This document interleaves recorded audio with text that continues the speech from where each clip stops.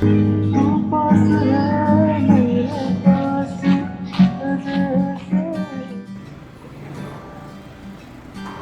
Guys ඕගොල්ලෝ බලලා ඇති මම අද මේ කොහෙද එන්නේ කියලා. ඕගොල්ලෝ දැක්කනේ මම දැන් එළියට එනවා. මං කියලා කිව්වට මන් නෙමෙයි. ගොඩක් කට්ටිය ඉන්නව නැත්නම් ඉතින් මේ කැමරා පිටිපස්සේ ඉන්නේ කවුද කියලා ඕගොල්ලෝ බලලානේ. අපි අද ඇවිල්ලා ඉන්නවා බෙල්ලන්විල පාක් එකට. ඕගොල්ලන්ට මතක ඇති මීට කලින් අපි අපේ channel එක පටන් ගත්තී මොබයිල් ෆෝන් එකක් give away එකක් කළා තමයි පටන් ගත්තේ පිළියන්දරදී. ඉතින් එතනදී හම්බෙච්ච මල්ලි විහඟ අපි බලමු පොඩ්ඩක් ඩිස්කස් කරලා ඉවරලානේ. අතන ඉඳගන්නද? එයා අපේ gift එක අරගෙන ගියපු ගාම අපිට මැසේජ් එකක් දාලා thank you කරලා තිබුණා. එයාට මේ වගේ ලොකු gift එකක් හම්බෙච්ච එක ගැන. ඇත්තටම ඉතින් අපිට උනත් ඒ වගේ gift එකක් හම්බුනහම පුදුම වෙලා next level නේ. ස්මාර්ට්ෆෝන් එකක්. ස්මාර්ට්ෆෝන් එකක්. ඉතින් guys මැසේජ් කරාට පස්සේ reply කරලා තිබුණේ දිලු. ඔයගොල්ලෝ දන්නවා දිලු තමයි මැනේජර් විදියට ඉන්නේ. මැනේජර් එක්ක එයා contact කරගෙන තිබුණා. ඉතින් දිලුත් එක්ක එයා දිගටම discuss කරලා තිබුණා. එයාගේ skills දිලු අඳුරගෙන තිබුණා. ඉතින් අපේ ටීම් එක එක්ස්පෑන්ඩ් කරගන්න කොහොමද ඒ දවසේ ඉඳන් මගේ අයිඩියා එකක් තිබුණා. welcome to the team. so ඉතින් අද මේ වෙල්කම් කරන්න තමයි. එයා well talented boy කෙනෙක් අපිට රැන්ඩම් හම්බුණත් නියම ඩයල් එකක් කියලා අපිට තේරිච්ච හින්දා දිලු තීරණය කරා මාත් එක්ක කතා කරලා ඉවරලා අපි යාව රීච් කරමු නේද පරිහස ආයේ කියලා. ඉතින් එයා ඇත්තටම well talented sing කරන්න පුළුවන් ඒත් එක්කම පට්ට ගිටාරිස්ට්.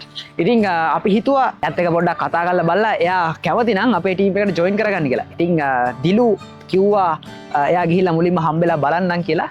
බෙල්ලන්විල පාක් එක අපි තීරණය කරගත්තා මේ මීට් අප් එකට. ඉතින් ඒ දෙන්න කලින් ගියා මගේ වැඩත් එක්ක මට බිසිනේ මං හැමතිස්සෙම ෆ්‍රී නෑනේ. ඉතින් ඔන්න මම තීරණය කරා ඒගොල්ලෝ කලින් ඩිස්කස් කරාට පස්සේ එතෙන්ට යන්න. ඒ ඉස්සරහා ඉන්නවා. ඒ ගමන් ඉතින් මම චතුත් එක්ක ආවා මේ වැඩේ රෙකෝඩ් කරලා ඔයගොල්ලන්ටත් පෙන්නන්න මොකද වෙන්නේ යන්නේ කියලා ඉස්සරහට. ඉතින් අපි යන් ඉස්සරහට මොකද වෙන්නේ කියලා බලන්න. අපි guys දිලුට කෝල් එකක් ගමු. මම පාක් එකට ආවා. ඇවිල්ලා කෝල් එකක් දාලා එයා කොහෙද ඉන්නේ කියලා බලන්න අපි ඉස්සෙල්ලා. right ඕම ඉන්න.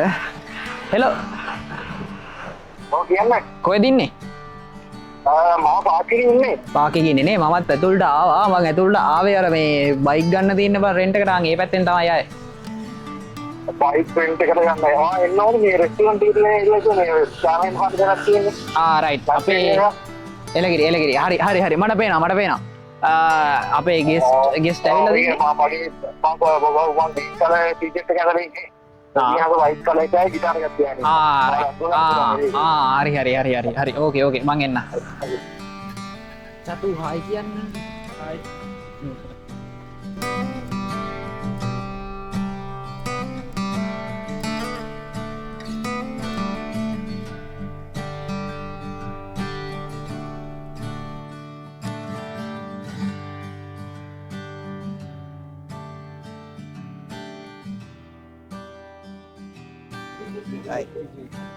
කොහොමද බොසා මොකද වෙන්නේ?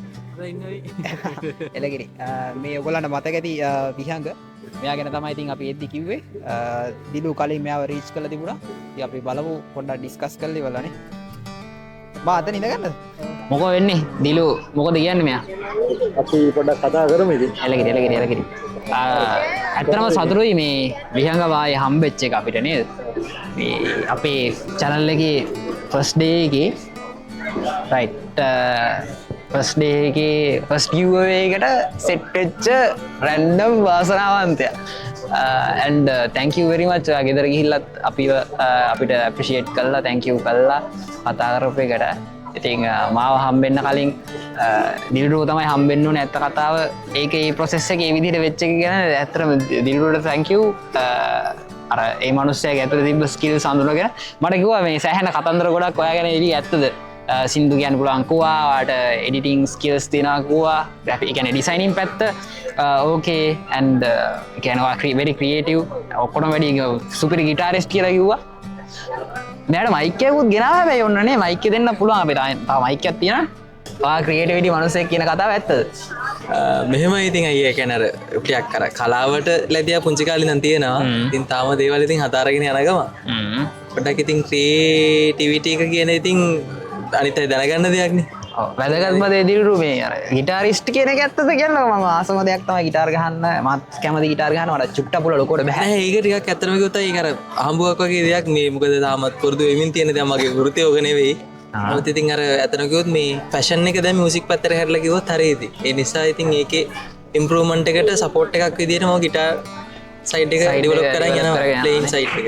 එලකිරි ඉතින් ඇත්තරම සොරි වෙන්න ඕන මේ වගේ ටයිම් එක දාත්‍ර මේ මම බිසි හින්දා තමයි මේ ටයිම් එක අපි මේවා කරගත්තේ බිල්ඩු තමයි කිව්වේ කමන්නේ නැහැ කොහොම හරි මෙයාව හම්බෙන්න පුළුවන් නම් ඒ තරමට වටින මිනිස්සෙක් කියලා. ඉතින් සෝ මොකද හිතන්නේ සෑහෙන දුර ඉඳලා ඇවිල්ලා අපි වාරෙත් හම්බෙන්න නෑ ඇත්තටම සතුටු ඒකේ දාන ඇත්තටම ජීවිතේ බලාපොරොත්තු වෙච්ච නැති දෙයක් නේ. අනිවාර්යයෙන්. ඉතින් මේක gift එකක් හම්බුනේ. ඒකින් සෑහෙන මට ඒක ප්‍රයෝජනවත් වුණා. ඉතින් ඒක ගොඩක් වටින දෙයක්.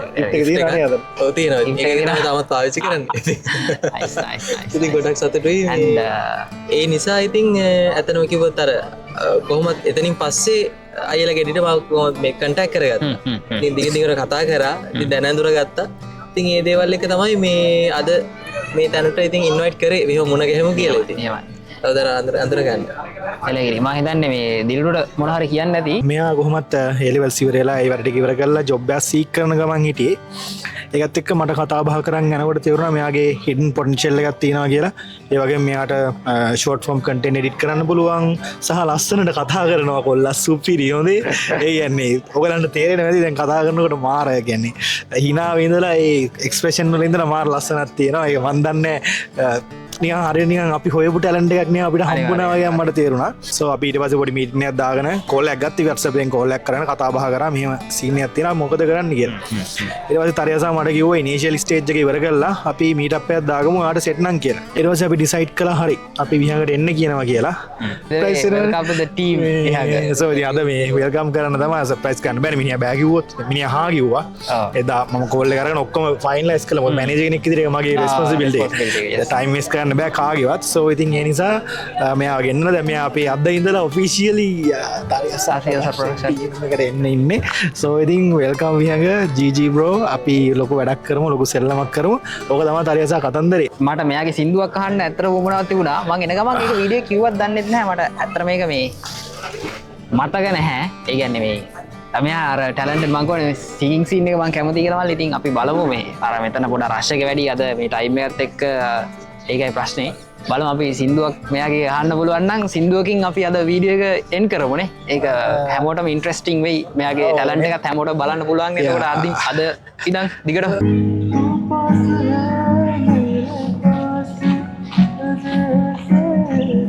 मेरा कोई है सास जैसे